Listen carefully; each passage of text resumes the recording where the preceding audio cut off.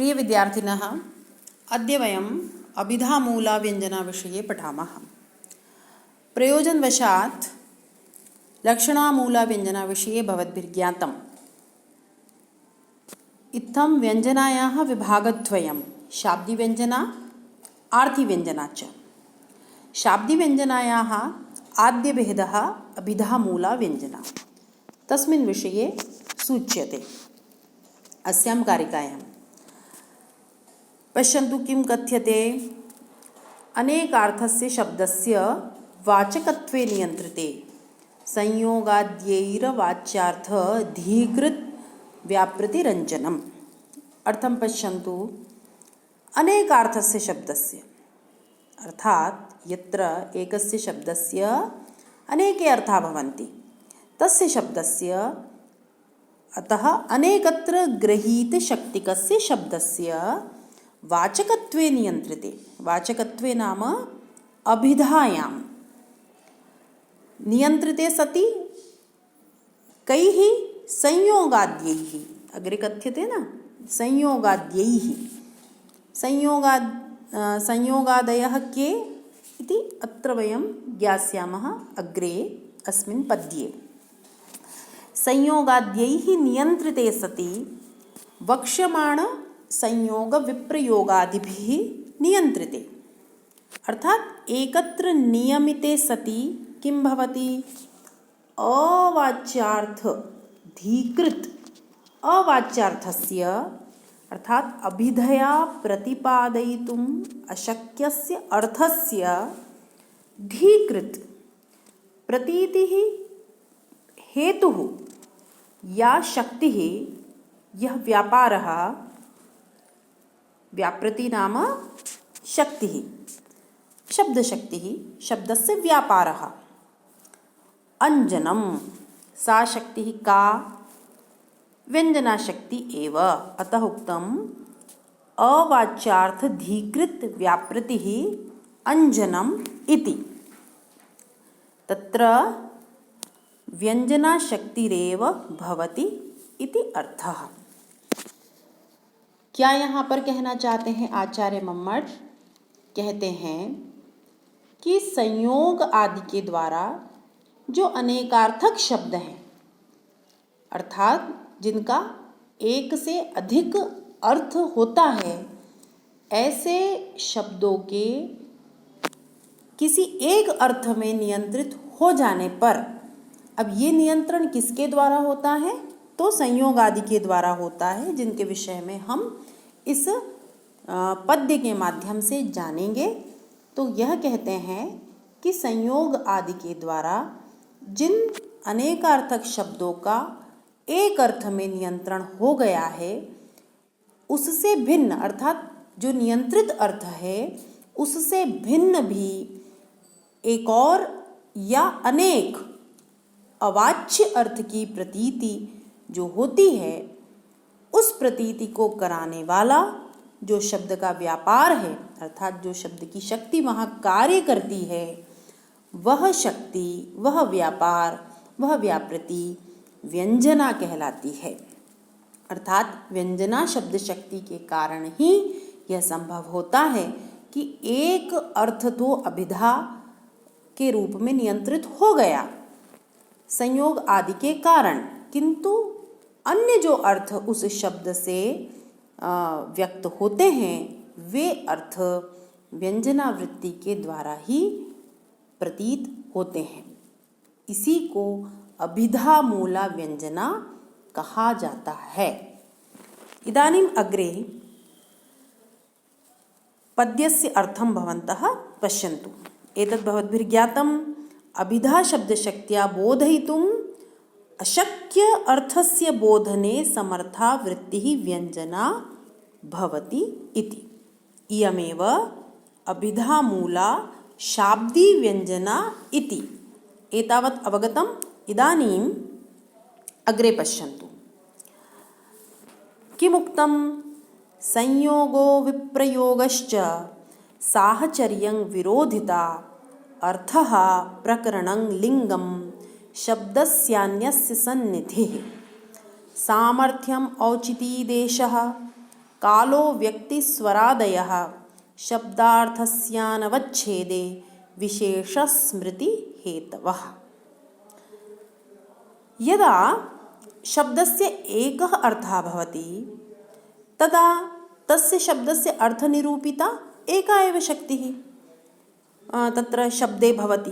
किन्तु यत्र एकस्य शब्दस्य अनेके अर्थाः भवन्ति तत्र शक्यता तेषु सर्वेषु वाच्यार्थेषु भवति, यथा उदाहरणेन भवन्तः ज्ञास्यन्ति।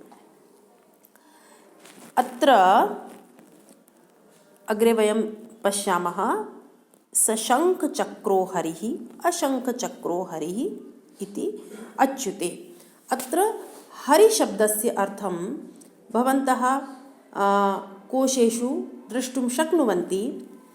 विष्णुः, वानरः, सर्पादयः एवं 14 अर्थाः हरिः इति शब्दस्य वर्तन्ते। अर्थात् शक्यता 14 अपि वाच्यार्थेषु वर्तते। तथा च अर्थनिरूपिता 14 शक्तयः हरिशब्दे अङ्गीक्रियन्ते। तर्हि किं कुर्मः? हरिशब्दस्य को अर्थः अत्र अभीष्टः इति कथं वयं ज्ञास्यामः? अस्यां परिस्थितौ प्रकरणानुसारम् अर्थस्य निर्णयः क्रियते। अर्थात् प्राकरणिकार्थनिरूपिता शक्तिः उत्पद्यते। अभिधया शक्तया प्राकरणिकस्य एकस्य अर्थबोधो जायते। अप्राकरणिकस्य अर्थान्तरस्य प्रतीतिः अभिधाशब्दशक्त्या तु न सम्भवति।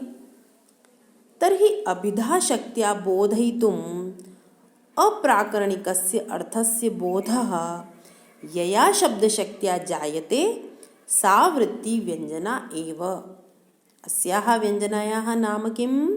अभिधामूला शाब्दीव्यञ्जना इति। अत्र भर्तृहरिणा वाक्यपदीये पद्यद्वयम् उक्तं तत् अत्र आचार्येण मम्मटेन उपस्थापितं।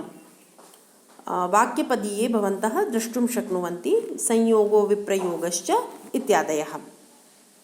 अर्थात् एते शब्दाः एते वाचकत्वनियामकाः सन्ति।